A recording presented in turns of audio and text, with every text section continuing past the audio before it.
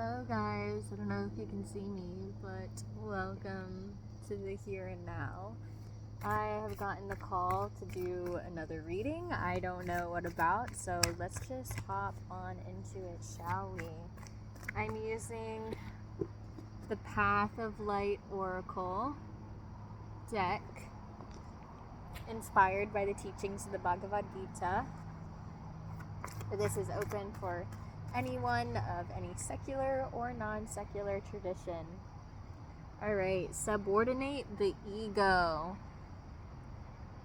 Interesting, I'm going to pull some more cards. It's like a light shining through. I see you are the light shining through to these beautiful, as you can see here, it's like fields of roses. And I feel like you are this light that is coming down, and you're opening up this space, and you're getting that, you know, when you like open a box and you're like looking in there. This is the metaphor of you looking into the box of your wildest dreams, for say, or just what life that can feel that pleasant. Let's see what else is coming up with this card. Alright. I got reincarnation. Interesting. So, and that's also a person surrounded by flowers. And I wonder if you've been working at this life for a very, very long time to actually get here. Let's see. Equanimity and peace. This is beautiful. This is definitely your higher self coming through. Oh, there's another one here. The downward path.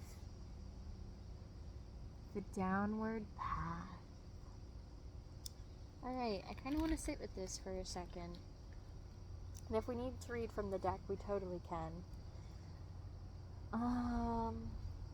Interesting, because the first card has the pinks, and the last card has this red. And the two center cards have more of this warmth, yellowy orange shining through. And I love when cards do that, because it shows a clear storyline moving here. I am really intrigued by this downward path. I'd like to pull another card for this downward path. Please, Spirit. What is this down? Oh, okay. It's flying. I don't know if you guys saw that. The one and the many. An equal eye. Alright, I'm feeling like this is a bit of a mystery. Oh my gosh, wow. Do you even see the reversals of these cards? Like the color reversing and the shapes? Like, that's crazy. Okay, so everything is very aligned right now with what's coming out. Yeah, this feels like a bit of a mystery for me. And I was even listening to a tarot reading last night, and the person was like, yeah, I don't really know what this is. But then me as the watcher, I was like, I know exactly what this is. So maybe this is happening right now. About this downward path. It could be downward into the depths of your being, and how spirals just get deeper. But I also see the depth as it leads you to simpleness. It leads you to the reminder of our truth, which is the one. And maybe all of this is helping you to see from the equal eye with an equanimous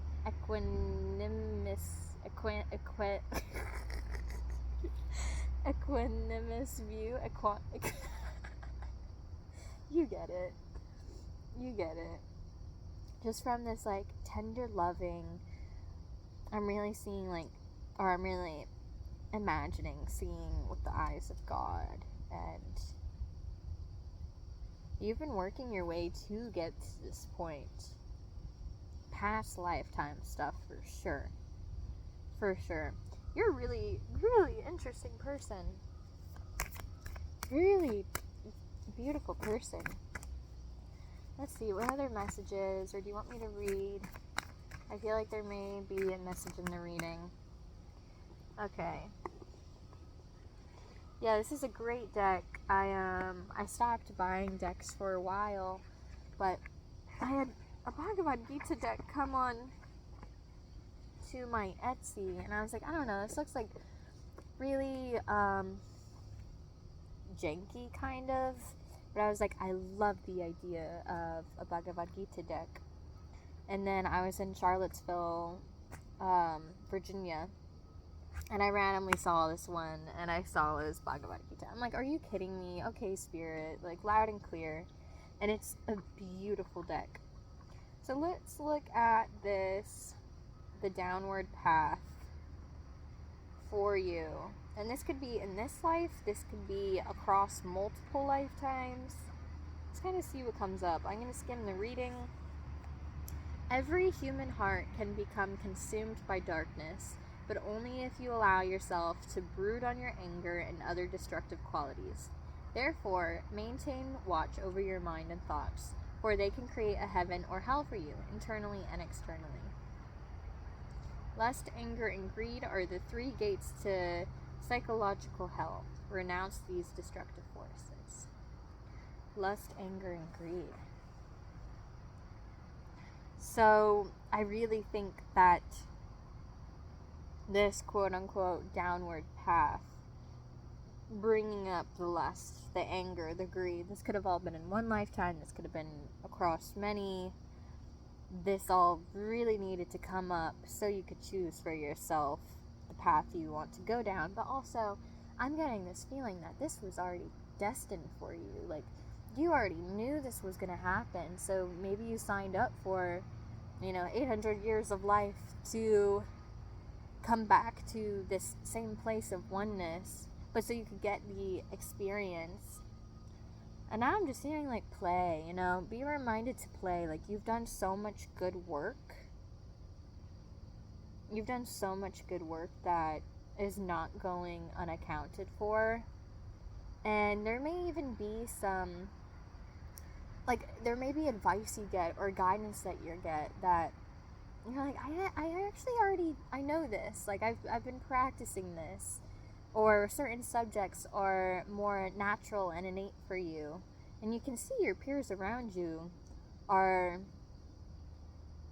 learning to understand this. So you really are an old soul. Like, you've been here for a long time. I do want to read for subordinate the ego. Your lower ego self is in a constant state of craving, desire, attraction, aversion, and judgment.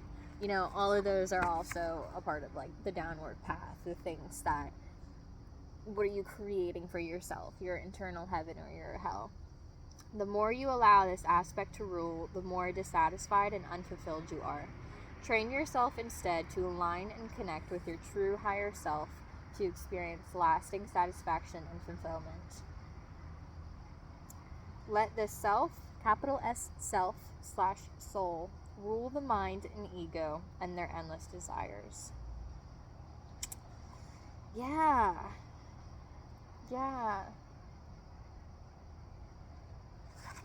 Yeah, this is definitely the framework for you. And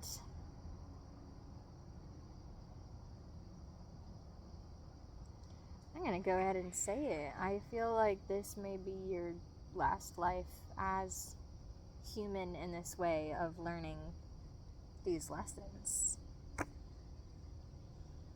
Of subordinating the ego. Of going down this downward path. And it's been across lifetimes, like I've been saying, like, this just feels so ancient. And, like, so much. So what are they what do they do now? You know, what are they meant to do now? What are they meant to do with this wisdom and these lessons that they've been doing for so long? In a good way, you know, it doesn't have to feel like, oh, I've been doing work for years and years and years and years and years. It's like, no, you're seeing that work is enjoyment for you, so it doesn't feel stressful or like a weight in any way. It's like, oh, this is a challenge, and that's the play. That's the play for you. Alright, what are they meant to do now? What are they meant to do now with this information? Do any cards want to come out? I feel like there is one. Where's the card? That's a whole bunch. That's three. 3 things. We'll take it. Oh. Service. That is honestly the most ultimate card that could have come out. Being of service is the highest thing that we can do. Being in devotion to this primal, innate relationship with an uncontrollable, unforeseeable force. Oh, there's actually 4 cards. Wow, so service is what you can do. The second is wise action. That's beautiful. I feel like the card is moving right now. Wise action. Yeah, so no more of the willy-nilly. You know it doesn't serve you anyways. It's time to move on. This is your lifetime to move on, so it's like, alright. You know? Wise action. Okay, interesting. We got the 3 gunas. So, let me think of how this could lay out in regards to this. It really feels like a moving into the sattva, which is the highest guna. There's tamas, rajas, and sattva. I haven't studied this in over a year, so I'm kind of a little bit rusty, but it's moving through the gunk of the stagnant waters of tamas, and then really working down to get your foundations set in stone. And I keep hearing the word like anoint, so I feel like this is like you were anointing yourself, you're setting up your space physically and metaphysically to anchor into the sattva, which is the highest guna. It's peace. It's total peace. Interesting. And so yeah, that was beautiful. And the last thing to do, the calling of the soul. This is like the kingdom of you, the kingdom of who you are. And I like that you can see, like, on the different horizons, there's a kingdom closer to you, then there's one even more broader and potentially even more expansive in the background. So I feel like this is also the general message of listen to yourself, listen to your gut, listen to your intuition. And based on these cards, I'm pretty sure you know how to decipher your head from your heart. At this point, you've been doing the work for lifetimes, and it may feel like lifetimes just in this life. So, you know how to decipher feelings, what to do with your emotions, how to handle things. So it's what to do now. Service. Be of service. Give out this knowledge and this wisdom as much as you can, and as wildly and radically as you can. Wise action. You know, you've moved on from the downward path. You know, it's a part of you. It's so a part of you now. You found your wholeness from going through it. So we don't need to go back. You can, and it's totally okay if you do. But this is asking for that up-leveling of action. Then the 3 gunas. And maybe this is for you to do your own research. And what would it mean to live a sattvic life for you? What would that mean? And then calling of the soul. You know, I'm just a person. I'm just making sounds right now. I'm not going to tell you what to do. Nor do I think anyone else should be telling you what to do. You have the ability to know what is next best for you. And I think you already trust in that. Like, you already know. You're very wise. So it's just like, continue on that. Continue on that. Really beautiful. Thank you for listening to this and being here. If you are here, if anyone is here, thank you. Thank you, thank you, thank you. Any last messages for this wise old friend of yours, Spirit? Definitely getting that friend energy. Like, you were friends with prophets and with apostles, and you were an apostle. Are you kidding me? And maybe in the next life you were the prophet, and then maybe in the next life you were a rock. Alright, okay, I got a singular. Aww. Love for all. That is really beautiful. It's kind of like I don't know if you could see, it's like more of like a lavender and sweetie pie, dream world type look to it. Love for all. Hey, and you know, those lifetimes that it teaches you to love everybody. Even the most terrible, horrible people to love. Because you have all this wisdom to see the oneness. To see the greater picture. It's not an excuse for their actions, but you know that Spirit is handling it. So you're able to just show up in the state of love for the prophet, for the rock, for the homeless person, for Trump, for whoever, for your boss, for your fellow classmate. That's what Jesus did. That's what Jesus did. Live a life like Jesus. Live a life like Ram. Live a life like Krishna. I don't know about Muhammad. Maybe. We'll get there. You know internally the life that you want to live. And internally you know how to get there.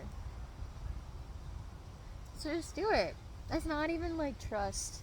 It's beyond trust. Trust is in your foundation now. It is so in your foundation now. Spirit has proven you otherwise. Spirit has proven the ego in you otherwise countless times now. And Spirit will continue to do it, but this is the time to move forward. That's what these cards are saying. You know, take that next level in your life, that next step. Alrighty. I think I'm gonna go enjoy more of what this Nature Day has to offer. So glad I get this break right now. So rejuvenating and